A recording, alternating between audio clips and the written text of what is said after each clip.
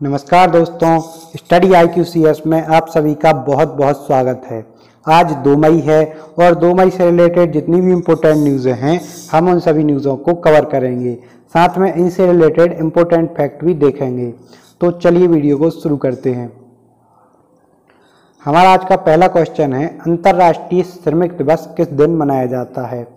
तो प्रतिवर्ष श्रमिकों को सम्मान देने के लिए 1 मई को अंतर्राष्ट्रीय श्रमिक दिवस मनाया जाता है, यानी कि इस क्वेश्चन का ए ऑप्शन सही है। तो प्रतिवर्ष अंतर्राष्ट्रीय श्रमिक दिवस 1 मई को मनाया जाता है। साथ में ये कुछ और भी इम्पोर्टेंट डेज हैं जिनसे एग्जाम में क्वेश्चन बनते हैं, जैसे कि 8 मार्च को कौन सा दिवस मनाया जाता है? विश्व महिला दिवस। और 11 जुलाई को मनाया जाता है विश्व जनसंख्या दिवस और 25 अप्रैल को मनाया जाता है विश्व मलेरिया दिवस। तो ये चारों ही बहुत इम्पोर्टेंट डेज हैं, इनसे एग्जाम में क्वेश्चन आते रहते हैं, तो इनकी अपने लिए डेट याद रखनी है। और चलिए साथ में देख लेते हैं, अंतर्राष्ट्रीय श्रम संगठन का मुख्यालय कहाँ पे है? तो जेनेवा, स्विट्जरलैंड का शहर है जेनेवा, यहाँ पे अंतर्राष्ट्रीय श्रम संगठन का मुख्यालय है। तो जितने भी अगला क्वेश्चन है, साल 2020 के लिए निक्की पुरस्कार के लिए किसे चुना गया है? तो अभी जो भारतीय प्रोफेसर हैं प्रदीप जी, इनके लिए 2020 के निक्की पुरस्कार के लिए चुना गया है। तो इस क्वेश्चन का डी ऑप्शन सही है। तो इस पुरस्कार के लिए इन्हें क्यों चुना गया है? तो इनके द्वारा अभी पानी फिल्टर करने की एक टेक्नोलॉजी विकसित की गई है, जिसमें नैनो टेक्नोलॉजी के द्वारा पानी को शुद्ध किया जा सकेगा, जिससे शुद्ध पानी को बहुत ही कम कीमत में हम प्राप्त कर सकेंगे गया है। ठीक है, तो अभी इन्होंने अभी मैंने बताया था, जो नैनो टेक्नोलॉजी के द्वारा पानी फिल्टर करने की टेक्निक विकसित की है। और हमें प्रति लीटर कितने रुपए देने होंगे? तो रुपए भी नहीं, 2 पैसे देने होंगे प्रति लीटर। ठीक है, तो यह बहुत ही ज़्यादा सस्ता हमें पानी अब पीने योग्य मिल जाएगा।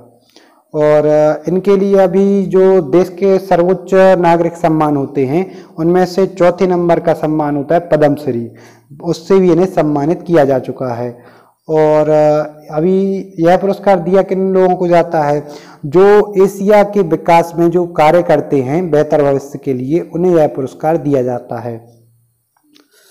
अगले क्वेश्चन पे चलते हैं, मनरेगा योजना के तहत सबसे अधिक रोजगार देने में पहले स्थान पर खालिस्तान राज्य है। तो अभी लॉकडाउन के दौर में भी गरीबों को मनरेगा योजना के तहत सबसे ज़्यादा रोजगार देने के मामले में छत्तीसगढ़ पहले स्थान पे है, यानी कि इस क्वेश्चन का ए ऑप्शन सही है। तो छत्तीसगढ़ द्वारा ऐसे बुरे हालातों में भी बहुत ही सराहनीय कार्य किया गया है। तो हमें यह जानकारी याद रखनी है कि मनरेगा योजना के तहत सबसे अधिक रोजगार किस राज्य में दिए गए हैं? छत्तीसगढ़ में। साथ में देख लीजिए, अभी महामारी के दौर में भी जो मनरेगा योजना है, इसका फुल फॉर्म क्या है? महात्मा गांधी राष्ट्रीय ग्रामीण रोजगार गारंटी अधिनियम। तो अभी इसी के तहत छत्तीसगढ़ में सबसे ज़्यादा रोजगार दिए गए हैं। तो अभी केंद्रीय ग्रामीण विकास मंत्री कौन है? तो नरेंद्र सिंह तोमर जी केंद्रीय ग्रामीण विकास मंत्री हैं। साथ में छत्तीसगढ़ के CM हैं भूपेश बघेल जी, और यहाँ पे जो अभी गवर्नर हैं वो कौन है? अनुसुईया उइके। और साथ में यहाँ छत्तीसगढ़ की कैपिटल कौन सी है? तो नया रायपुर छत्तीसगढ़ की कैपिटल है। चलिए अगले क्वेश्चन पे चलते हैं, हाल ही में किस संगठन द्वारा स्वास्थ्य कर्मचारियों को सम्मान देने के लिए बी बिल बिन अभियान शुरू किया गया है? तो अभी लॉकडाउन में जो स्वास्थ्य कर्मचारियों, पुलिस विभाग और स्वास्थ्य सफाई कर्मचारी हैं, इनके द्वारा जो कार्य किए जा रहे हैं वो बहुत ही ज़्यादा सराहनीय कार्य किए जा रहे हैं। इसके बारे में पहले भी कई बार बोल चुका हूँ और आज भी बोल रहा हूँ कि इनके द्वारा ऐसे दौर में जो कार्य किए जा रहे हैं, इसके लिए हम इनका जितना सम्मान करें उतना कम है। तो और हर देश में लगभग सभी लोग इनका सम्मान कर रहे हैं। तो इसी के तहत अभी ये अभियान शुरू किया गया है, बी बिल बिन अभियान।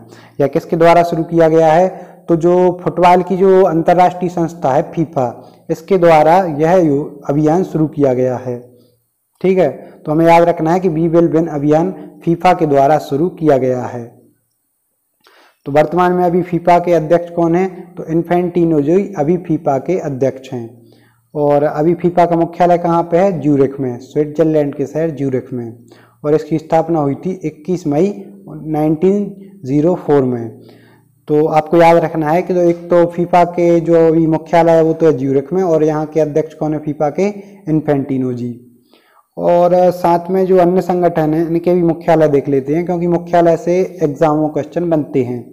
तो जो ये जो इंटरनेशनल बॉक्सिंग एसोसिएशन है, इसका तो मैंने शायद कल परसों ही इसका हेडक्वार्टर बताया था, कहाँ पे है, तो स्विट्जरलैंड का ही एक शहर है लुसाने। यहाँ पे जो इंटरनेशनल बॉक्सिंग एसोसिएशन है इसका मुख्यालय है, इंटरनेशनल बॉक्सिंग एसोसिएशन, ठीक है। इसका मुख्यालय कहाँ पे, लुसाने। और फीफा यहाँ का मुख्यालय कहाँ है, ये स्विट्जरलैंड के शहर ज्यूरिख में। तो इन दोनों के तो है स्विट्जरलैंड में मुख्यालय। आईसीसी यानी कि इंटरनेशनल क्रिकेट काउंसिल, यहाँ का मुख्यालय है जो यूएई का एक शहर है दुबई, वहाँ पे इसका मुख्यालय है। और आईटीएफ यानी कि इंटरनेशनल टेनिस फेडरेशन, यहाँ का मुख्यालय कहाँ पे है, लंदन में, ठीक है।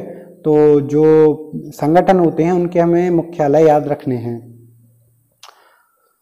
अगले क्वेश्चन पे चलते हैं कि जो गूगल पे होता है, तो गूगल पे इंडिया के नए सलाहकार कौन बने हैं।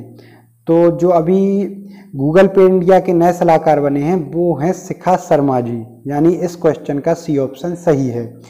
तो हमें याद रखना है कि शिखा शर्मा को गूगल पे इंडिया के नए सलाहकार के रूप में नियुक्त किया गया है। तो शिखा शर्मा के बारे में देख लेते हैं। तो अभी ये एक्सिस बैंक की पूर्व सीईओ थी शिखा शर्मा जी। शिखा शर्मा जी हैं, ये तो हैं पेटीएम के संस्थापक, और जो समीर निगम हैं ये हैं फोनपे के संस्थापक। समीर निगम और राहुल चारी ये दोनों ही फोनपे के संस्थापक हैं, ठीक है। जो संस्थापकों की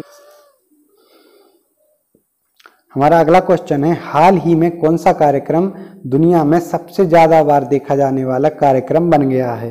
इस क्वेश्चन के बारे में तो वैसे भी सबको पता ही होगा। तो अभी रामायण ने दुनिया में सबसे ज़्यादा बार देखे जाने वाले कार्यक्रम के रूप में स्थान हासिल कर लिया है, पहला स्थान हासिल कर लिया है। तो रामायण को 1980 के दशक में चालू किया गया था, और यह सबसे ज़्यादा बार देखे जाने वाले कार्यक्रम का विश्व रिकॉर्ड बना लिया है इसने।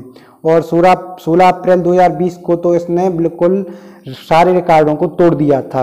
एक ही दिन में इस पौराणिक कार्यक्रम ने 7.7 करोड़ दर्शक हासिल किए थे, यानी कि लगभग 8 करोड़ दर्शकों ने एक दिन में ही इस कार्यक्रम को देखा था।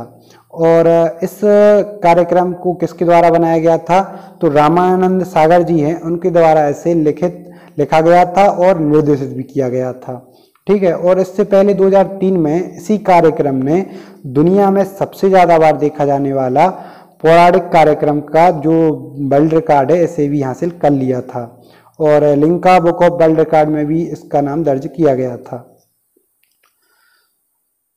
हमारा और अगला क्वेश्चन है, हाल ही में किन प्रोडक्ट को जीआई टैग प्रदान किया गया है। तो अभी हाल ही में 2-3 प्रोडक्ट को जीआई टैग प्रदान किया गया है। तो वैसे तो इस क्वेश्चन का कौन सा ऑप्शन सही है, इस क्वेश्चन का ऑप्शन सी सही है, यानी कि टेराकोटा और काले चावल, इनको जीआई टैग प्रदान किया गया है, ठीक है। तो देख लेते हैं वैसे और कौन कौन से प्रोडक्ट हैं जिन्हें अभी जीआई टैग प्रदान किया गया है। तो एक तो मणिपुर के काले चावल हैं, जिसे चाखाओ भी कहा जाता है, और एक गोरखपुर का टेराकोटा है, इसे भी जीआई टैग प्रदान किया गया है। और कोविलपट्टी की कदलाई मितई है, ठीक है, एक मूंगफली और ये बनाई जाती है साथ में, एक प्रकार की ये खाने वाली मिठाई टाइप की होती है। तो इन तीनों को अभी जीआई टैग प्रदान किया गया है। तो एक तो हमें याद रखना है कि मणिपुर स्टेट इसका कौन सा प्रोडक्ट है, काले चावल। तो काले चावल को मणिपुर में जीआई टैग दिया गया है, ऐसे चाखाओ कहा जाता है। साथ में टेराकोटा है जो किस शहर से संबंधित है, गोरखपुर। तो गोरखपुर के टेराकोटा और कोविलपट्टी की कदलाई मितई, इन्हें जीआई टैग दिया गया है। और जिस क्षेत्र में कोई चीज़ फेमस हो जाती है तो उसके लिए वहाँ का जीआई टैग प्रदान किया जाता है। और जीआई टैग हमें जो बहुत सारे प्रोडक्ट हैं इनकी अलग से वीडियो बनानी पड़ेगी कि किस राज्य से या फिर किस शहर से किस चीज़ को जीआई टैग प्रदान किया गया है। तो अभी जो काला चावल है इनकी यहाँ डिटेल दी गई है। तो ये काला चावल तो है मणिपुर का, और टेराकोटा भी आप जानते होंगे कि जो हस्तशिल्प होते हैं इनको ही टेराकोटा बोलते हैं, टेराकोटा भी जानते होंगे। ये है एक नई चीज़ कोविलपट्टी की कदलाई मितई। तो कदलाई मितई तमिलनाडु के दक्षिणी भागों में बनाई जाने वाली मूंगफली कैंडी है, ठीक है। इसके बारे में बहुत कम लोग जानते होंगे, ये देख लीजिए। कदलाई मितई तमिलनाडु में बनाई जाती है, मूंगफली कैंडी है, जिसे मूंगफली और गुड़ से कैंडी को तैयार किया जाता है। और इसमें जो थामी बरानी नदी है इसी पानी का इसे बनाने में यूज़ किया जाता है। तो ये नाम हमें याद रखना है क्योंकि यही एक नया नाम है और कम याद रहता है। तो कोविलपट्टी कल्लाई मितई इसको भी जीआई टैग दिया गया है। वह किस राज्य से संबंधित है? तमिलनाडु। और एक टेराकोटा ये कहाँ से है? गोरखपुर से। ठीक है। और इस प्रकार हमारे आज के सारे क्वेश्चन समाप्त हुए। तो आपको मैंने एक कल क्वेश्चन दिया था कि हाल ही में किस देश ने अपने पहले सैन्य उपग्रह नूर को लॉन्च किया है। तो उस क्वेश्चन का सही उत्तर कौन सा है? तो उस क्वेश्चन का ए ऑप्शन सही है, यानी कि ईरान जो देश है इसने अपने पहले सैन्य उपग्रह नूर को लॉन्च किया है। तो आप लोगों को मैं फिर से एक बार रिक्वेस्ट करता हूं कि जो भी मैं लास्ट में क्वेश्चन डालूं उसके आंसर आप ज़्यादा से ज़्यादा कमेंट बॉक्स में दें, और उस क्वेश्चन से जितनी भी आपको और अदर जानकारी हो उसे भी आप टाइप करके लिखें कमेंट में, जिससे आपको उससे संबंधित सारी जानकारी ज़्यादा समय तक याद रहेगी। और कमेंट करने से ये भी होगा कि जो हमारे द्वारा जो मेहनत की जा रही है, आपके कमेंट करने से हम लोगों को अच्छा लगेगा कि आप वीडियो को देख रहे हैं। तो एक बार मैं फिर से रिक्वेस्ट कर रहा हूँ कि आप लोग ज़्यादा से ज़्यादा वीडियो को लाइक करें और कमेंट करके बताएं वीडियो कैसा लगा।